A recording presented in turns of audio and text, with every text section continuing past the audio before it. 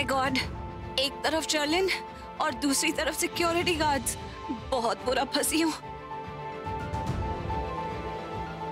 Stupid girl, thank God मेरा phone ठीक है।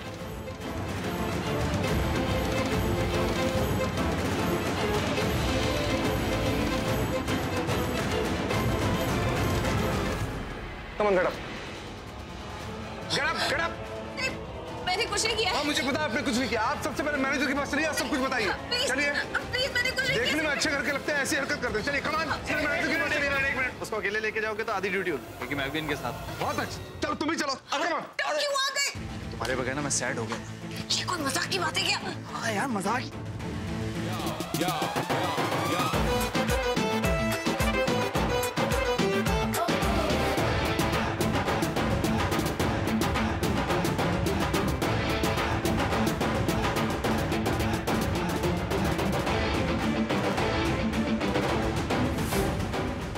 जल्दी जल्दी जल्दी जल्दी। अरे रुक क्यों गई? चलो जल्दी। हाँ जल्दी। कहाँ जाएंगे? इस गाड़ी में जल्दी बैठो। पकड़ो, पकड़ो, पकड़ो, पकड़ो तुम ना। काली गाड़ी में। चलो चलो चलो चलो। रुको तुम ना। पकड़ो, हम दोनों का पकड़ो। रुको।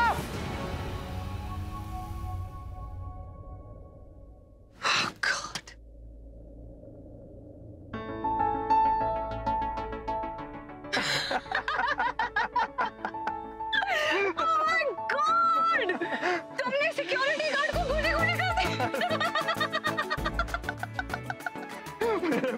कोई आइडिया ही नहीं था।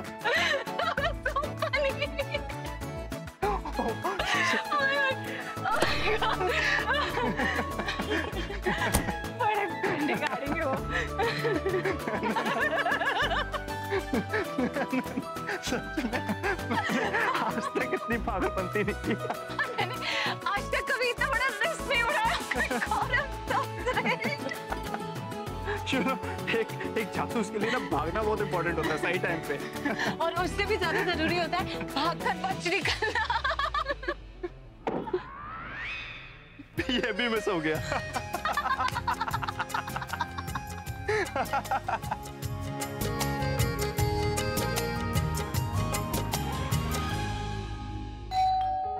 कौन है? कोई नहीं बीजी, सृष्टि होगी ना। वो गई थी ना शाम को मार्केट, वही आई होगी। इतने रात को? हाँ। कौन है?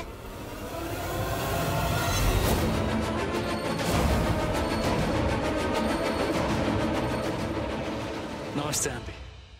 पहले कभी इसको देखा नहीं। बीजी वो ये प्रीता और सृष्टि के जानकार है नासिक से। अरे माता जी, मेरी पहचान सिर्फ इतनी सी नहीं है, गलती मेरी। आप लोगों को पहले ही बता देना चाहिए था। अरे आंटी जी, दामाद हूं मैं आपका।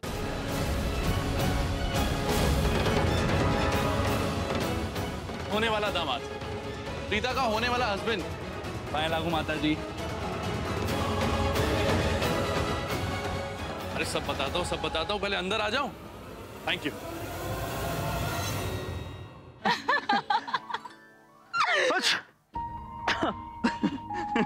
तुम ठीक तो हो? पाए तुम ना मुझे हंसा हंसा के मार दोगी। यहाँ मेरे पेट और चीक बोन में दर्द होने लग गया।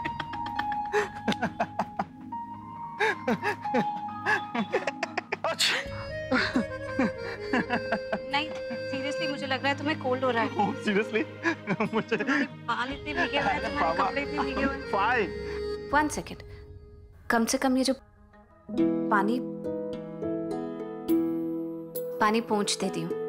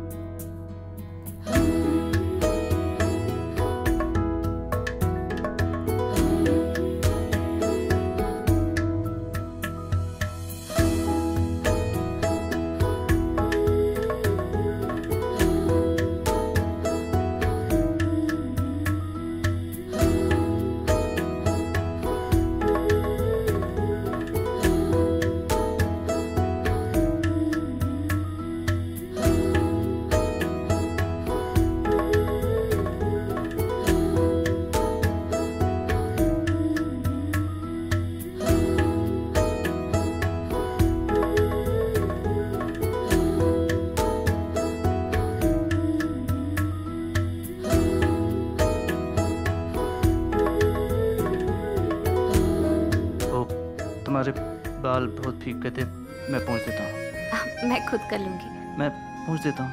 नहीं, थैंक यू। ये कब हो? मतलब प्रीता ने तो कभी इस बारे में कुछ बताया ही नहीं। अरे आंटी जी मैं समझाता हूँ। वो एक्चुअली क्या है ना, मेरे और प्रीता के बीच में थोड़ी अनबन चल रही है। वो होती है ना कपल्स के बीच में वो मीठी अनबन, बस वही और कुछ नहीं। लेकिन मैंने सोचा कि मैं यहाँ आ जाता हूँ, आपसे मिल लूंगा, आपसे बात कर लूंगा, आपका आशीर्वाद ले लूंगा। लेकिन और आपको भी तो ये जानने का पूरा हक है ना कि प्रीता किससे शादी करने वाली। अरे आंटी जी आपके पति ने चुना है मुझे। रघुवीर जी तो मुझे बहुत पसंद करते थे दामाद के रूप में। वो हमेशा कहते थे कि दीपक प्रीता के लिए सबसे बेस्ट जीवन साथी। लेकिन प्रीता ने तो मुझसे कभी इस बारे में बात नहीं करी। अरे आंटी जी मैंने आपसे कहा ना, थोड़ी सी नाराज है मुझसे। उस दिन गुस्सा तो मुझे भी बहुत आया था, लेकिन क्या करूं, प्रीता से ज्यादा दिन दूर रह ही नहीं सकता मैं। सीधा यहाँ चला आया उसे ढूंढते ढूंढते मुंबई। आंटी जी प्रीता से मैं बेहद प्यार करता हूँ, उसके बिना नहीं रह सकता मैं। वो मेरा पहला और आखिरी प्यार, और ये सब वो भी जानती है। दुनिया में ना बहुत किस्म के लोग होते हैं। हाँ, कुछ होते हैं हमारे स्पेशल दोस्त, आपकी मदद के लिए कभी भी आ जाए, और कुछ होते हैं हाय हेलो वाले, जो आज रहते हैं और कल नहीं। ऐसे टाइप का है वो। लेकिन सृष्टि ने तो कहा था। आंटी जी सृष्टि, आपको तो पता है उसमें कितना बचपना है। एक्चुअली उसे पता क्या लगता है कि मैं उससे उसकी बहन को छीन रहा हूँ, इसीलिए वो मुझे पसंद ही नहीं करती। बताइए आंटी जी एक बात बताइए, आपको इस रिश्ते से कोई प्रॉब्लम तो नहीं है ना? आपका कोई बेटा भी नहीं है ना? तो मैं आपका बेटा बनूंगा। और प्रीता को तो मैं जिंदगी भर बहुत खुश रखूंगा, और सृष्टि को कभी भाई की कमी महसूस नहीं होने दूंगा मैं। आंटी जी मैं आपके लिए बेटा, सृष्टि के लिए भाई, और प्रीता के लिए एक होनहार हस्बैंड। बस आंटी जी इस रिश्ते को आशीर्वाद दे दीजिए बस। हाँ, वो प्रीता बहुत ही समझदार लड़की है। अगर उसने तुम्हें अपने जीवन साथी के रूप में चुना है तो कुछ सोच समझ कर ही चुना होगा। तुम दोनों शादी के लिए तैयार हो तो इसमें मुझे क्या एतराज हो सकता है? अरे वाह, जो चाहता था वो तो बड़ी आसानी से हासिल हो गया। अब मैं प्रीता से ये कहकर दबाव डाल सकता हूँ कि उसकी माँ ने हमारा रिश्ता मंजूर किया है।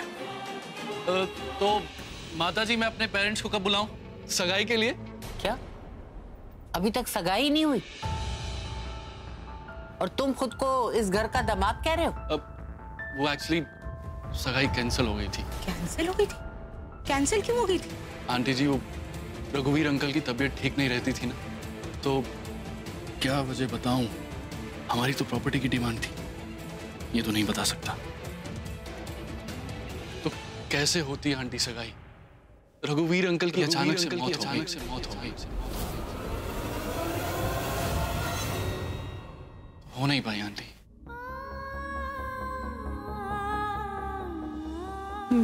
मैं आती हूँ।